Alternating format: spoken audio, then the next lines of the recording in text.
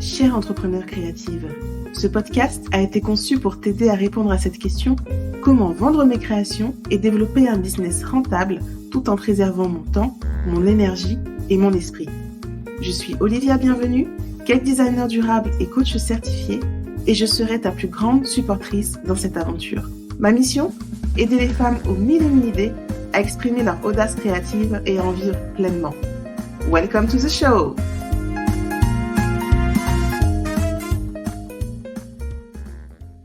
Dans cet épisode conversation, j'ai souhaité inviter une avocate. Pourquoi inviter une avocate? Parce que quand tu veux créer ton entreprise ou quand tu es en train de développer ton entreprise, il y a certains moments où inévitablement les questions juridiques se posent. Et c'est vraiment important d'avoir les bons conseils au bon moment et savoir ce que tu dois faire, ce que tu peux faire, combien ça va te coûter et les risques que tu peux avoir si tu fais les choses seule. Donc, on va discuter avec Karine, qui va pouvoir nous apporter pas mal de conseils sur la façon dont on peut solliciter un avocat, sur quelles activités quand on a une entreprise, mais surtout de voir aussi comment, en tant qu'entrepreneur, l'avocate aussi gère son business. Parce que toi qui es créatrice, tu peux te dire, oh là là, voilà, les experts, les avocats, les comptables, ça peut faire peur parce que on n'y connaît rien, on a l'impression qu'ils savent tout. Et finalement, cet épisode va aussi t'aider à dédramatiser et à te mettre à la place de ces experts, de voir comment eux aussi voient l'entrepreneuriat et voient les relations qu'ils ont avec nous, entrepreneurs. Donc, je te laisse. Bonne écoute. Donc, j'accueille Karine, qui est avocate. Bonjour Karine. Bonjour Olivia, Comment ça va? ça va bien? Alors, je suis très contente de t'accueillir ici, et d'autant que le droit, quand on s'y connaît pas, c'est un domaine plutôt sombre, plutôt compliqué. Ça paraît vraiment, vraiment compliqué. Et quand on est créative dans son monde, etc., et qu'on découvre le monde de l'entrepreneuriat, et qu'on voit toutes les règles et les lois, etc., ça peut vite décourager. Oui, je pense que le droit, c'est un pan de l'entrepreneuriat qui fait limite, qui fait effectivement peur, parce qu'on se dit ce n'est pas, c'est un métier à part entière et donc c'est pour des spécialistes. Donc on ne s'autorise pas forcément à prendre le lead sur les aspects juridiques de l'entreprise. Donc c'est toujours un point qu'on relègue, on laisse pour la fin ou qu'on relègue ou qu'on délègue forcément. Or il y a des aspects en fait sur lesquels on peut prendre le lead et fonctionner normalement. Ouais, ça c'est top. Du coup, avant de rentrer dans le vif du sujet, on va faire connaissance avec toi. Du coup, ça fait combien de temps que tu exerces? Cette année, ça va faire quasiment 11 ans que j'exerce. Et donc, j'ai démarré en tant qu'avocate stagiaire en 2010. Si on compte bien, on va dire que cette année, mois de juillet, ça va faire 11 ans. Ça a dû pas mal évoluer en 11 ans de droit. Oui, et surtout, je pense que le cheminement, il n'a pas été du tout, en tout cas, mon cheminement, il est en 11 ans. Je pense que j'ai beaucoup plus appris, on va dire, de mon inexpérience en tant qu'entrepreneur lorsque je me suis mise à mon compte. Et c'est là que j'ai découvert une facette de l'avocature que je n'avais pas. Donc, j'avais la facette de la juriste qui est formée, qui prête serment pour devenir avocat et qui sait simplement aller défendre ses clients, qui sait conseiller, mais qui n'a pas forcément cette dimension de chef d'entreprise qui doit embrasser d'autres casquettes et surtout qui doit apprendre à faire un petit peu autrement, en fait, se positionner totalement différemment. Donc, le cheminement en 11 ans a été très, très, en fait, il a été très riche, voilà, c'est tout à fait ça, c'était vraiment riche. Et je pense que la partie la plus riche, c'est la partie où je me suis mise à mon compte et ça dure, ça va faire, ça fait 3 ans, quelques mois. Bon, c'est un cheminement qui paye parce que c'est vrai que quand on regarde ton profil sur Instagram, notamment, ça dénote par rapport à ce qu'on s'attend à voir quand on pense à des avocats ou à des juristes. Tu as un compte qui peps, tu as une approche qui est intéressante et du coup, ça dédramatise déjà la première approche du droit. C'est pas tout froid, c'est pas tout noir et blanc, tu vois, il y a de la couleur et puis c'est pratico-pratique. C'est ce que j'ai aimé avec ton approche. Oui, et je pense que c'est justement, mes propres peurs d'entrepreneur m'ont invité à changer ma posture d'avocat. Parce que justement, je crois que c'est pour ça que je dis ce cheminement a été riche pour moi. Parce que effectivement, quand je me suis mise à mon compte, ma première question a été quel avocat est-ce que je veux être? Autant quand j'ai démarré, en fait, je suivais ce qui existait. Les figures que j'avais, c'était des avocats classiques. Enfin, c'était absolument aucun de mes premiers mentors n'est sur Instagram. Donc, effectivement, ce que je mets en place correspond tout à fait à mon cheminement. Ce sont, si on regarde mes tout premiers posts, les tout premiers, en fait, je les ai laissés quasiment exprès pour pouvoir me rappeler de d'où je viens, de comment est-ce que j'étais maladroite, de comment je ne savais pas faire, enfin de comment j'ai évolué pour pouvoir, en fait, pour avoir ce regard en arrière, de dire ah oui effectivement, j'avance en fait. Je suis pas forcément arrivée où je veux être, mais d'être rassurée sur le fait de dire j'avance. Non, ça c'est dans ma posture à moi, mais c'est aussi dans la posture de mon client qui est un entrepreneur en face et de lui transmettre le fait que je n'aime pas cette posture, c'est-à-dire qu'on voit les avocats un peu dans leur posture de sachant, tu vois. Et je percevais ce déséquilibre où moi je me sentais, on va dire, quelque peu en insécurité à la limite, de me dire, mais ce rôle-là, alors que moi aussi j'ai des peurs, alors que sur d'autres choses je ne suis pas experte, pourquoi est-ce que je vais prendre moi ce rôle de sachant vis-à-vis de lui? Je vais me mettre dans mon expertise, effectivement, je suis à ma place, mais lui, dans son entreprise, il est à sa place.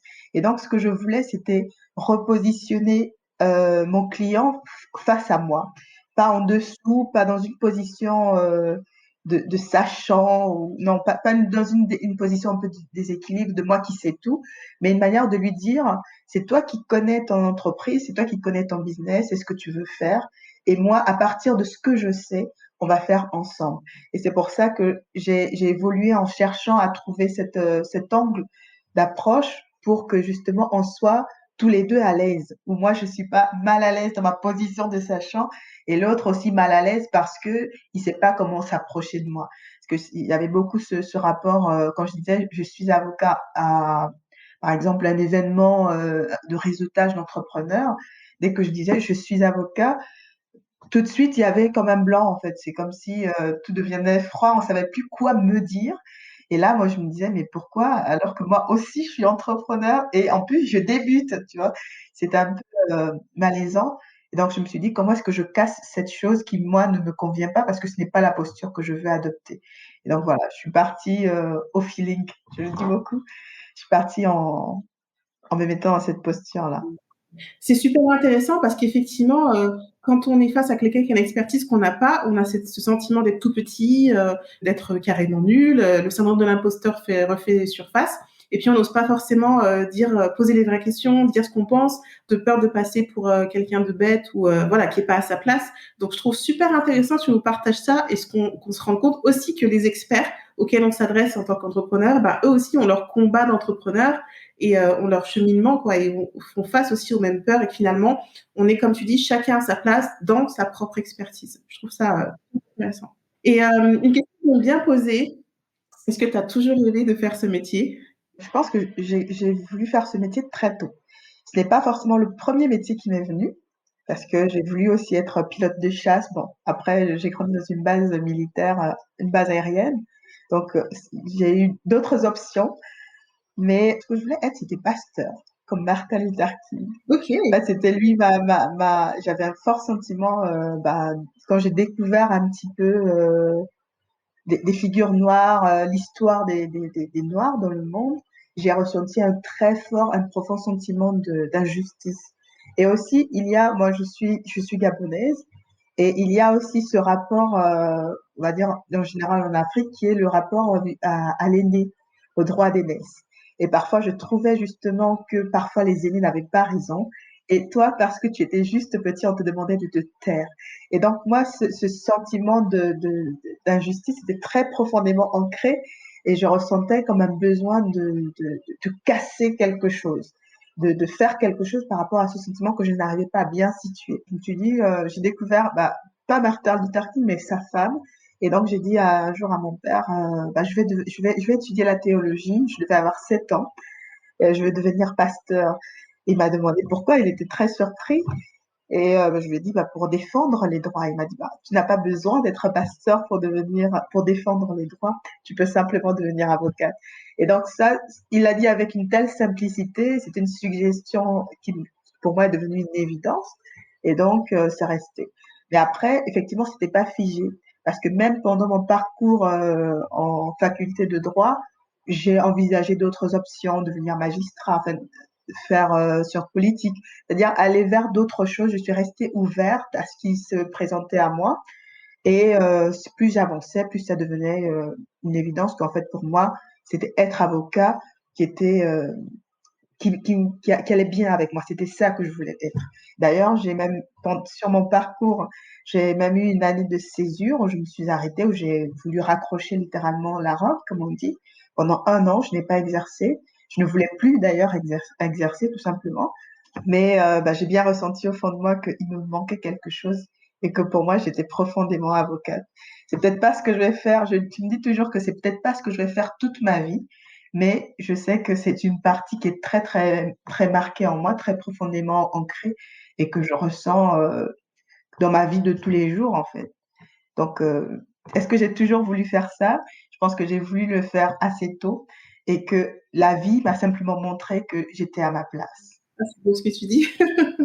Ouais, c'est vraiment beau sentir que tu es vraiment aligné et que finalement, ton métier répond à ton envie profonde de défendre et de réparer les injustices. Et tu le fais ben, à ta façon. Et ça, ouais, je trouve ça trop beau. Donc aujourd'hui, qui tu accompagnes et comment? Bah, aujourd'hui, j'accompagne surtout des entrepreneurs. Moi, je dis parfois des web entrepreneurs ou des tech entrepreneurs pour préciser un petit peu, mais finalement, je me suis rendu compte que dans web entrepreneurs, finalement, on retrouve quasiment tous les entrepreneurs d'aujourd'hui, puisque ce sont des entrepreneurs qui ont une présence sur le web, notamment à travers leur site internet, mais c'est aussi ceux qui créent, par exemple, des solutions numériques, qui utilisent les nouvelles technologies en créant des applications mobiles, en créant des plateformes numériques. Donc c'est ce côté nouvelle technologie qui est central dans ce que je fais. Donc c'est les entrepreneurs et avec une approche assez globale. Donc on va partir du projet, c'est-à-dire celui qui va venir me demander des statuts. Je vais pas me limiter à lui dire d'accord, je vais te faire des statuts. On va partir de quel est ton projet. D'ailleurs, quand on me demande à faire des statuts, ma première question est quelle est ta vision d'entreprise? Parce que je pense que c'est important pour pouvoir moi aussi me projeter dans qu'est-ce que je vais lui proposer comme forme, quel est le conseil. Donc, je pense que j'ai une approche aussi un petit peu désormais, elle est plus juridico-juridique et elle n'est pas centrée uniquement sur le juridique. Elle prend en compte la vie de l'entreprise et on voit à quel stade tu te trouves. Est-ce que je démarre et donc qu'est-ce qu'on met en place à ce moment-là? Est-ce que j'existe depuis un moment et donc je suis à une étape où j'ai besoin de faire une mise à jour? Ou est-ce que je suis à une étape de croissance où j'ai besoin que le droit vienne appuyer mes opportunités de développement?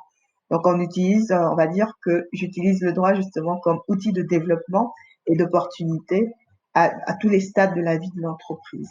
Pour les personnes qui ont effectivement cette approche, on va dire aujourd'hui digitale. Donc, en fait, tu traduis la volonté, le projet, la vision de l'entrepreneur de façon à lui donner vie et à surtout sécuriser l'entrepreneur et son environnement, finalement, que ce soit Tout son à fait. activité web, mais aussi la vie de famille, finalement, parce que ça a des impacts aussi sur la vie de famille en cas de difficulté, notamment. Oui, en fait, on étudie un petit peu tout. On essaie de voir qu'est-ce qui peut avoir un impact juridique, qu'est-ce qui peut, quels sont les risques, qu'est-ce qui représente un risque, et je vois jusqu'où moi je peux aller. Parce qu'effectivement, si je dois décrire comme, on va dire, je vais pas utiliser le terme spécialité parce que chez les avocats, en fait, la spécialité, c'est vraiment très spécifique. Il faut être passé devant un jury pour avoir le titre de spécialiste. Mais on va dire mon activité prédominante, donc la seule quasiment de mon cabinet, elle tourne autour du droit numérique, des nouvelles technologies et de la propriété intellectuelle. Mais ma formation de base, c'est droit des affaires internationales. Donc, ça veut dire qu'on va aller aussi travailler sur des aspects commerciaux, comme les contrats, bon, les contrats qui sont très présents dans les rapports. On va aller travailler les marques, la protection des créations. On va aller mettre en conformité, par exemple, le site internet. On va même regarder au niveau de la présence sur les réseaux sociaux, qu'est-ce qui peut porter atteinte à la réputation ou simplement au fonctionnement normal.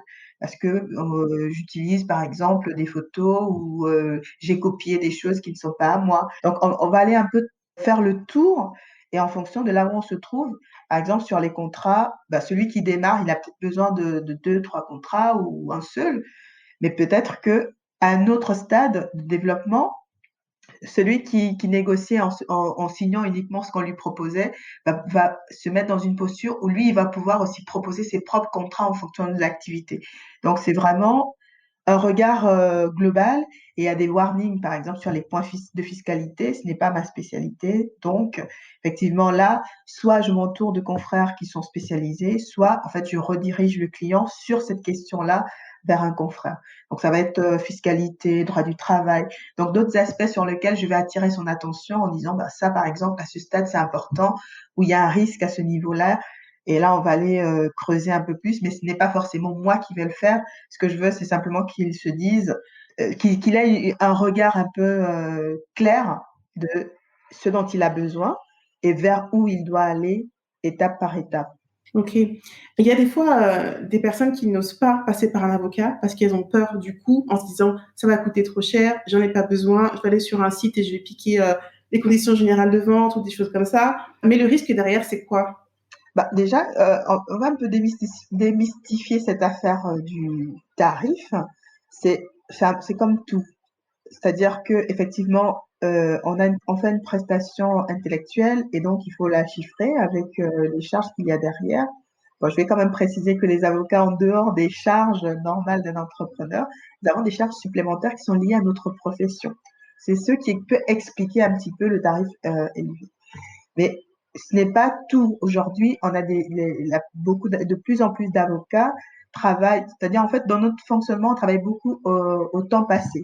Parce qu'effectivement, si je dois faire des recherches pendant 10 heures, je dois faire un rapport qui me demande une concentration de 15 heures, et ça va pas être la même chose. On travaille beaucoup au temps passé. Aujourd'hui, il y a une évolution de cette façon de fonctionner. On utilise d'autres moyens comme le travail au forfait. Donc, on a d'autres manières de présenter le tarif. Et aussi, avant, on avait cette impression d'opacité. Donc maintenant, on essaie d'être le plus transparent possible et surtout de ne pas laisser la surprise pour la fin. Donc là, le client est parfaitement informé. Donc je pense qu'il ne faut pas avoir peur au minimum de se renseigner et de voir est-ce que je peux ou est-ce que je ne peux pas. Est-ce qu'il y a des modalités? Parce que des fois, on se concentre sur le prix et peut-être qu'il y a un moyen de payer aussi différemment de manière à ce que je puisse payer. Donc c'est un peu, je pense qu'il ne faut pas se figer sur des a priori. Est-ce que c'est possible ou est-ce que ce n'est pas possible? Bah, pose la question et tu sauras. Donc ça, c'est une première chose. Et ensuite, l'idée d'aller piquer des choses, j'ai un avis qui est un peu, comment dire, il n'est pas tranché. C'est-à-dire que je trouve que c'est bien d'aller regarder ce qui se fait ailleurs parce que ça permet de s'inspirer, ça permet d'avoir une base, ça permet de se dire, bon, bah, je ne sais pas par où on commence, qu'est-ce que les autres font et qu'est-ce qui revient. Donc même nous, les avocats, quand on travaille, des fois, les choses évoluent et donc on essaie de voir on peut demander parfois des confrères ce qu'ils ont fait sur telle ou telle chose. Ça nous permet, nous, de partir d'une base. Donc c'est bien d'aller regarder ou parfois de commencer. Mais ça ne peut pas être le tout parce que un des risques, par exemple, c'est le plagiat sur les conditions générales de vente, par exemple, c'est interdit. Mais au-delà de ça, c'est surtout le risque, je pense que de se retrouver avec des choses qui ne correspondent pas à ce qu'on fait. J'évoque souvent trois dimensions. Le secteur, bon déjà, généralement, on essaie quand même d'aller chercher chez un concurrent, donc chez quelqu'un qui fait quasiment la même chose que nous, qui est dans le même secteur. Ça, c'est une chose. Mais ensuite, il y a nos propres pratiques commerciales. Est-ce que lui, ce qu'il a mis dans son fonctionnement correspond à ce que j'ai fait? Il y en a qui mettent des modes de livraison qui ne correspondent pas à leur propre mode de livraison. En fait, ils n'ont pas signé chez Colissimo, ben voilà, ils ont rajouté Colissimo et puis se retrouvent, on va dire, bah, en fait, ils sont engagés par ce qu'ils ont écrit. Bah, moi, j'ai vu que c'était Colissimo, bah, pourquoi j'ai pas accès en fait?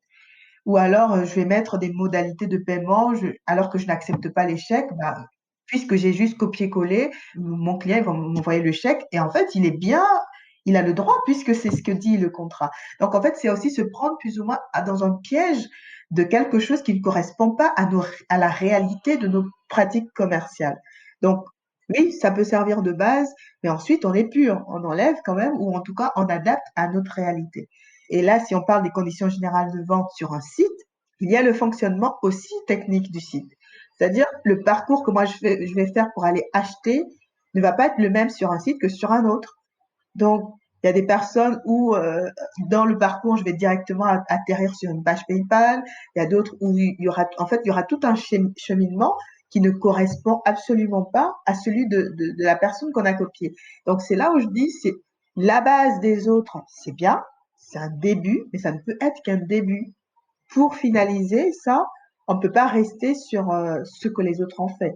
Donc, copier pour copier, ça, c'est pas malin du tout. Et surtout, ça nous expose au risque de se retrouver avec des clients qui sont insatisfaits parce que ils ont lu des choses qu'on leur a promis et qui ne correspondent pas. Et imaginons, oui, on est peut-être dans le même secteur, mais imaginons, à toutes les deux, on a une boutique en ligne. OK, on est plus ou moins sur la même chose, mais moi, je vends des produits qui ne permettent pas la rétractation. Tes produits, si. Donc, moi, je copie les tiens et je mets qu'il y a de la rétractation. Mais en fait, je me retrouve engagée. Donc, ce genre de choses, c'est là où il faut faire attention. Je me sers de la base des autres et je fais attention à mes pratiques commerciales. Est-ce que mon secteur a évolué? Parce que des fois, je copie des choses en 2015 et 2021. Il s'est passé énormément de choses. Il y a eu énormément de changements au niveau légal. Donc déjà, je fais une mise à jour à ce niveau-là. Est-ce que mon concurrent, il a mis à jour depuis le moment où il a sorti ça? Et surtout, je m'adapte. Mon site, il a évolué, il y a eu une refonte, j'ai rajouté des choses. Ça aussi, ça fait évoluer le contrat. Donc, il faut prendre en compte tous ces éléments-là et pas se limiter à copier pour copier.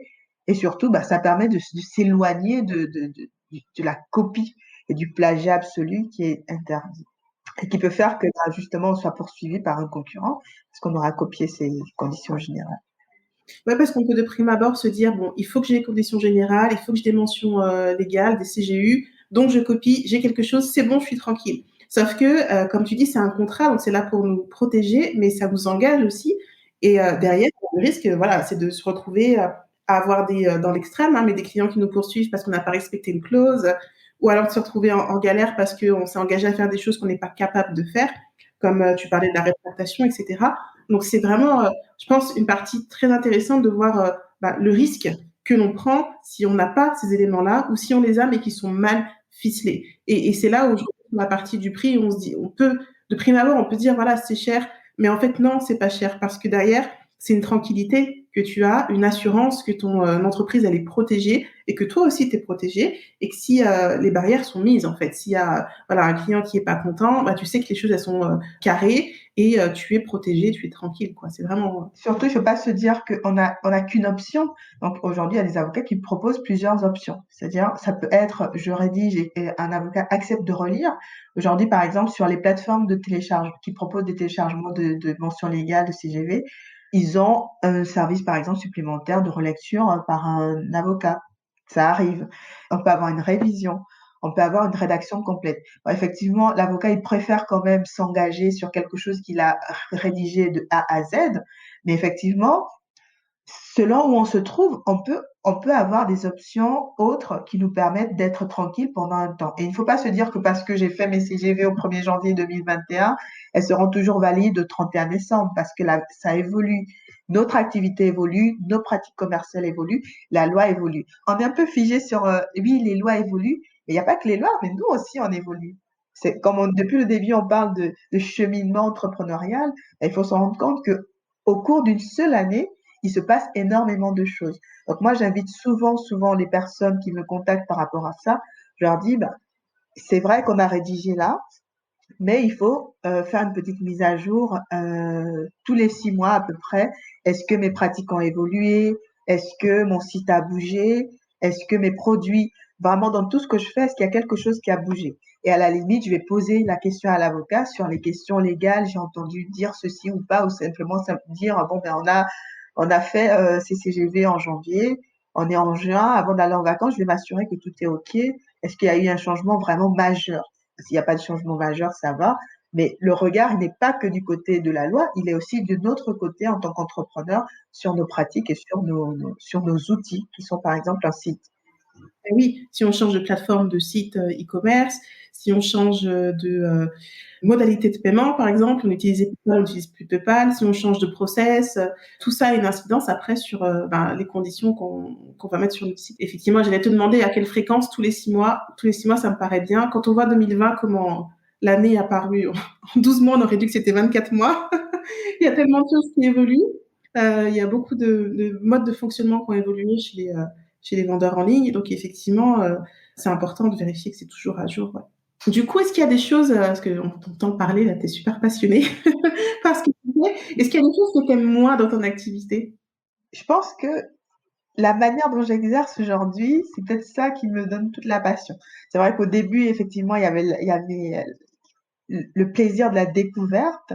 Et ensuite, il y a eu, on va dire, la découverte de la réalité. J'avais pas encore, par exemple, d'enfant, mais de savoir que je pouvais rentrer à n'importe quelle heure, que je peux pas forcément bien concilier ma vie professionnelle. Ça, c'est quelque chose qui m'a un peu fait peur, même si j'avais pas l'intention d'arrêter pour autant. Mais c'est vrai qu'il y avait des choses, beaucoup de stress. Le stress, on va dire, c'est très central. On parle beaucoup de stress chez les avocats. Mais on va dire qu'aujourd'hui, est-ce qu'il y a des mois? J'ai un peu réinventé ma façon d'exercer pour être bien. Voilà.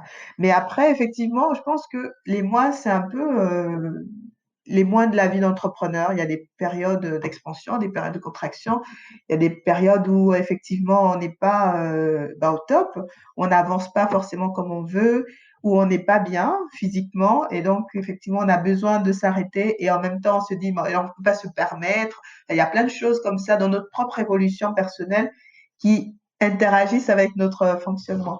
Mais je pense qu'aujourd'hui, j'en suis à un point où je pense que j'ai trouvé la manière dont je souhaite exercer et ça ne correspond, en fait, ça n'a rien à voir avec l'image que j'avais au départ de l'avocat et même de l'image que les gens attendent de l'avocat. Donc voilà, moi, je travaille beaucoup, beaucoup en ligne. Je travaille une grande partie de chez moi. Je pense qu'il y a plein de choses que je fais, mais qui j'arrive pas à trouver vraiment les mois. Je pense que les mois, c'est les périodes où je suis pas spécialement bien et où il faut que j'apprenne à lâcher prise. Voilà. Je trouve ça chouette que tu as vraiment inventé ouais, ton activité sur mesure et je trouve ça d'autant plus intéressant que, voilà, comme on disait, le métier d'avocat, ça peut paraître tellement figé, carré et normé que de se dire que c'est même dans ces activités-là, c'est possible de faire quelque chose qui te ressemble. Je trouve ça vraiment hyper positif. Bah, en tout cas, moi, ça me va bien. Il y a encore du chemin, mais je suis ouverte justement à ce côté chemin. Tu disais tout à l'heure qu'il y a des possibilités de commencer à faire des choses soi-même en termes de droit, de prendre en main certaines choses assez simples. Qu'est-ce que ça peut être, par exemple? Bah, là, on peut partir, par exemple, une fois qu'on on peut faire un premier point. De quoi est-ce que j'ai besoin? Par exemple, moi, je pense au tout premier contrat d'une activité. Il y a beaucoup qui démarrent et qui se disent, bon, ben, je ferai prendre les contrats après. Moi, je pense que non. C'est une chose qu'il faut prendre dès le départ. Il faut vraiment, dès le départ, commencer à se poser la question, qu'est-ce qui est vraiment important comme contrat pour encadrer simplement mon activité, pour fonctionner. Et ça, la définition la plus simple de contrat, c'est accord de volonté. Qu'est-ce que moi je veux faire et avec qui et comment? Donc déjà, poser au moins ce cadre-là et essayer de voir dans quelle mesure je peux mettre ça en place. Il y a des contrats qui sont assez simples à mettre en place. Il y a d'autres qui sont quand même très techniques. Donc là, effectivement, on a vraiment besoin d'un professionnel pour les rédiger. Mais il y a beaucoup de contrats, par exemple, de prestations de services qui sont assez simples à mettre en place. Et avec un simple échange, ça permet d'être tranquille sur le contenu. Donc les contrats, les tout premiers en tout cas, ceux qui permettent, on va dire, moi j'appelle ça le contract management de base. Ça, c'est important de le mettre en place, même si on ne le fait que soi-même. En tout cas, poser déjà son cadre. La protection des créations. Par exemple, déposer sa marque. Aujourd'hui, sur le site d'INPI, on a énormément d'informations qui nous permettent en tout cas d'être guidés et de savoir comment poser les choses. Après ça, c'est quand même, il y a des choses à prendre en compte en amont, faire les recherches, vérifier que le nom est disponible, qu'il est distinctif. Il y a plein de choses, mais on a suffisamment d'informations pour quand même y aller. BPI France, par exemple, a un outil pour choisir sur la question de la formalisation pour choisir à peu près, est-ce qu'au début de mon activité, si je commence seule ou si on est à plusieurs, et quelle est la forme qui pourrait aller. Donc, il a un outil qui permet, en répondant à quelques questions simples, d'au moins avoir une orientation sur vers où je veux aller. Donc, si effectivement l'option c'est entreprise individuelle parce que bah effectivement je suis tout seul, je vais pas faire de gros investissements et c'est déjà des orientations qui nous permettent de nous dire bon ben je vais donc j'aurais pas forcément besoin de statut à ce stade-là. Donc il y a des choses quand même qu'on peut déjà plus ou moins mettre en place. Après, les autres questions, c'est un peu technique, mais des fois, on n'a pas besoin de tout faire par un avocat. On peut simplement prendre un rendez-vous, faire un point, tout dit, on discute et on voit qu'est-ce que je peux faire, qu'est-ce que je ne peux pas faire. Ou alors, qu'est-ce que je peux faire là, seul, maintenant, et jusqu'à quand? Et à partir de quand j'aurais vraiment besoin d'être accompagnée régulièrement ou de temps en temps, voilà. Mais au moins, je pense que c'est important de savoir qu'il y a des choses qu'on peut déjà commencer à poser par soi-même. Simplement, déjà, pour moi, le cadre de nos relations commerciales, il faut pas le laisser pour plus tard. Parce que je vois beaucoup de personnes qui, à un moment donné, en fait, qui me contactent parce que déjà, dès le départ, il y a déjà des problèmes. Le client ne paie pas, le client ceci. Voilà. Donc, dès le départ, il faut poser son cadre et savoir où on veut aller. Et à la limite, demander un rendez-vous qui nous permet au moins d'avoir une feuille de route et de se dire, bon, ben, pendant 1 an, je peux me débrouiller un petit peu, ou pendant 2 ans, ou pendant 6 mois. Et à partir du moment où je peux démarrer, là, je vais repartir et aller faire des choses un peu plus poussées. Mais au fur et à mesure aussi, on va pas prendre les moyens c'est-à-dire ce dont a besoin un grand groupe, c'est pas la même chose qu'a besoin un entrepreneur individuel. Donc effectivement, ça permet de se dire au moins, ben, moi, je veux devenir un grand groupe, mais à ce stade-là, j'ai juste besoin de ça. Et avoir des idées claires. Donc la première étape, vraiment le contrat avec le client, la relation avec le client. Oui. Et c'est vrai que quand on vend des choses qui paraissent entre guillemets simples, on peut se dire bah, j'ai pas besoin, c'est bon, on s'entend comme ça. Mais tant que ça va bien, tant que tout se passe bien, c'est génial. Mais c'est quand il y a un souci qu'on se dit ah mince, j'aurais dû caler les choses. Et c'est comme ça qu'on apprend aussi. Mais si on Ouais, peut prendre les devants et poser le contrat à l'avance, et ben autant le faire. Ça évite bien des embarras. tout à fait. Alors, comment est-ce qu'on fait si on veut travailler avec toi? Comment est-ce qu'on peut te joindre, te contacter ou te trouver? Je suis très présente sur les réseaux sociaux, donc Instagram, Facebook, LinkedIn. Et donc, il y a la possibilité déjà sur mon compte Instagram, par exemple, de prendre un rendez-vous de 20 minutes gratuit pour justement établir ce contact. Parce qu'après, effectivement, je ne vais pas forcément travailler avec tout le monde. Donc, il faudrait que je vois est-ce que effectivement je peux résoudre la problématique existante ou pas. Voilà, il y a la possibilité de prendre un rendez-vous avec moi. Il y a la possibilité aussi de m'écrire un simple message et que je vois déjà en message s'il y a quelque chose à faire ou pas. On peut m'envoyer un mail aussi et j'ai mon site www.mmtavocat.fr qui est visible, on va dire, sur tous mes posts. Il y a la possibilité en tout cas d'avoir un premier entretien gratuit pour comprendre un petit peu est-ce qu'on peut travailler ensemble ou pas. Puisque comme je rappelle par rapport au début, on est dans une position égalitaire, on va dire. Donc, il faut pas avoir peur. Ok, moi je mettrai toutes tes coordonnées de toute façon dans la description de l'épisode du podcast et comme ça on pourra te contacter facilement. Mais je retiens Instagram et du coup allez-y parce que ça vaut le coup de voir son profil. Ça change des avocats classiques. Bien. Eh ben, merci beaucoup pour cet échange. C'était très enrichissant et super dynamique. J'ai beaucoup aimé. Merci en tout cas pour l'invitation et je crois qu'un des comptes qui m'inspire le plus sur Instagram, c'est le tien, audace et créativité, oui. Sinon, en tout cas, c'est le genre de choses qui font partie de mon chemin et ce sont des posts comme ça qui m'ont permis parfois d'améliorer simplement un autre de mes posts pour qu'il ne soit pas 100% juridique et qu'il puisse parler à d'autres personnes. Donc merci aussi Olivia. Super, c'est donnant, donnant. À bientôt. À bientôt. J'espère que cet épisode t'a plu et que vraiment tu as une vision différente du droit et des besoins juridiques que tu peux avoir et surtout comment les appréhender, comment les affronter. Le conseil que je te donne, c'est de surtout pas hésiter à solliciter un avocat pour des renseignements parce que parfois tu penses faire des choses de toi-même, copier sur d'autres personnes, suivre les conseils trouvés sur le net, mais tout n'est pas forcément adapté à ta situation particulière. Donc la première étape, que ce soit pour un avocat ou même d'autres experts que tu sollicites, c'est vraiment de poser des questions, de t'informer sur quel est ton besoin, quel est ton droit et jusqu'où tu peux aller seul et comment faire les choses de la meilleure façon qui soit. L'objectif, c'est de te protéger toi et de protéger ton entreprise pour que tu puisses vendre tes créations avec sérénité et être protégé en sécurité dans ton entreprise. Surtout, ne fais pas l'impasse sur les aspects juridiques. Parce que tu es la première ressource de ton business, tout part de toi, de ton organisation, de ton bien-être et de ton état d'esprit. Que dirais-tu de reprendre le pouvoir sur ton temps, sur ton énergie et d'être vraiment dans ton rôle de chef d'entreprise? Si tu te demandes comment mettre tout ça en musique, télécharge mon guide et découvre les 9 étapes pour un business créatif et rentable. Rendez-vous sur www.audace-creativité.fr/podcast.